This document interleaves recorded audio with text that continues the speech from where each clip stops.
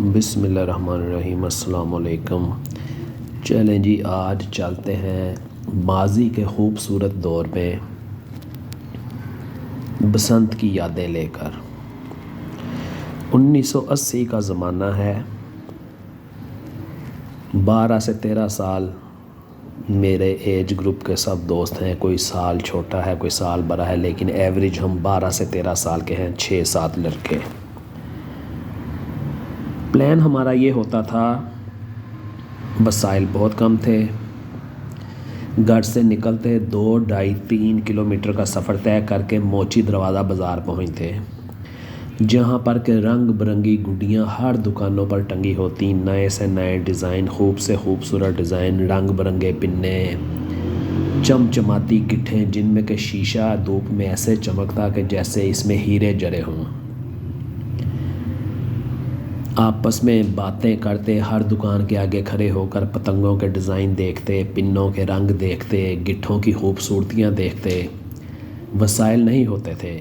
کیونکہ ان دنوں میں بہت فنینشلی جو مضبوط لڑکا ہوتا تھا کہ مالی طور پہ بہت سٹرونگ، اس کو شاید 1 روپیہ پاکٹ منی ملتا ہو، ورنہ اس ایج گروپ میں ہم کو 25 پیسے اور 50 پیسے ملا کرتے تھے۔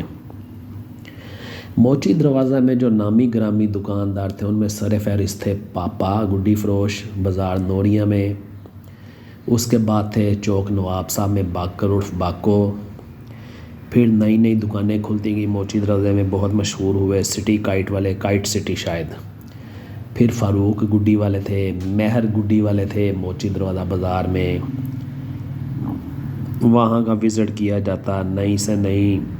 ڈیزائن دیکھے جاتے، اس پہ تبصرے کیے جاتے اور پلان کیا جاتا کہ جب ہمارے پاس 50 روپے اکٹھے ہوں گے تو ہم بھی 10 گوٹ والا پنا خریدیں گے۔ پھر تھوڑی سی اور ہوش سنبھالی، 14-15 سال عمر ہوئی تو ہمیں پتہ چلا کہ ادھر لاہور کے علاقہ بھگوان پورہ میں بھی گڈی ڈور کا بہت بڑا بازار ہے، وہاں پر بھی بہت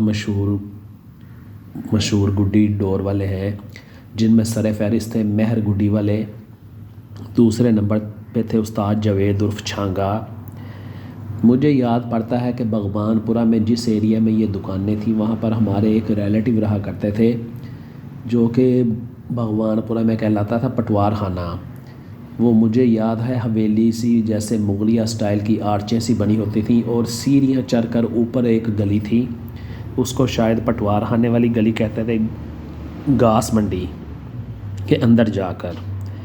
تو وہاں پر بھی نئے نئے ڈیزائن دیکھتے، گڈیوں کے آپس میں تبصرے کرتے کہ یہ تاوا بڑا خوبصورت تھا، وہ 1.5 تاوا بڑا خوبصورت تھا، وہ شرلے کتنے اچھے تھے، وہ چھوٹی پڑیوں کی کاٹ کیسے تھی، برفی کاٹ تھی، اوپر کبوتر بنا ہوا تھا، تتلیاں بنی ہوئی تھیں۔ تو بچپن کی انتہائی معصوم یادیں۔ پھر راستے میں کہیں کوئی ڈور کا اڈا نظر آ جاتا، وہاں پر کھڑے ہو کر دیکھتے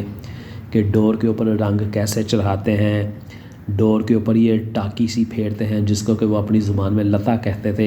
یہ کیا ہوتا ہے تب اس پروسیس کا نہیں پتہ ہوتا تھا۔ تو یہ سارے معاملات ہوتے تھے، اگر وہ کھینچتے ان کا کوئی دھاگا ٹوٹ جاتا تو سارے لڑکے اس گرے ہوئے دھاگے پہ لگ پڑتے کہ یہ میں نے پکڑا ہے، یہ میں نے پکڑا ہے، اس کی چھوٹی چھوٹی گٹھیں بنا کر جیب میں رکھ لیتے، گھر لا کر ان گٹھوں کو دھوپ میں رکھتے، وہ جب دھاگا تھوڑا سا سوکھ کر اکراؤ پن میں آ جاتا تو پھر اس کو پنی پہ چڑھا لیتے۔ تو یہ بچپن کی بڑی معصوم خواہشیں ہوتی تھیں۔ جو پروفیشنل پتنگ باز تھے ان کی دکانوں پہ جب پتنگ ٹنگی ہوئی دیکھتے تو ایسے قیمت پوچھتے، پہلے تو وہ قیمت بتاتے ہی نہیں تھے، اور اگر کوئی بتا بھی دیتا جب وہ کہتا 7 روپے کی پتنگ یا 8 روپے کی پتنگ تو ایک دم دل کو دھچکا سا لگتا کہ اتنی مہنگی پتنگ۔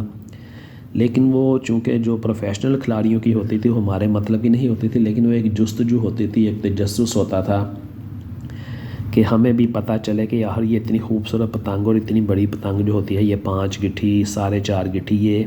کتنے کی ہوتی ہے اور یہ اس کو کون خریدتا ہے۔ تو یہ بڑے شاندار تھے، لاہور کی چھتوں پہ خوبصورت نظارے ہوتے تھے، رنگ برنگ کے پنے، آسمان رنگ رنگ کی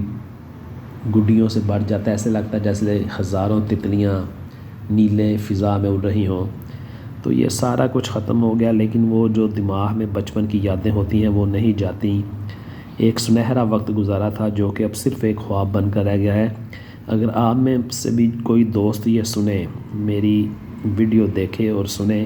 تو بتائے کہ اس کا بچپن کیسا ہوتا تھا، اگر اس نے اپنے بچپن میں کوئی بسنت دیکھی ہو